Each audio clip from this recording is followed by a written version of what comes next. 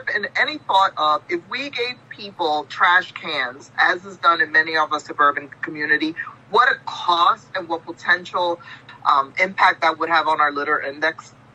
Yeah, actually, a few years ago, and I'm sure that this cost may be inflated a little up higher because of inflation now. We looked at similar to what programs do out in the suburbs, which is provide trash cans and then limit the amount of debris to that can, which greatly reduces litter, overflowing cans, baskets, ripped open trash cans. It cost about $8 million to do an entire area at the time, entire city, like a city like Philadelphia.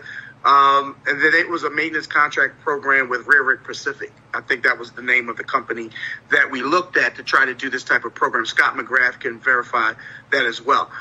We tried it. We tried a pilot program in Temple, as you know. In some neighborhoods, it worked great. In some areas around the transient population, it didn't, because they abused it and they threw trash all around it. And ultimately, that doesn't work because they left trash out during a week.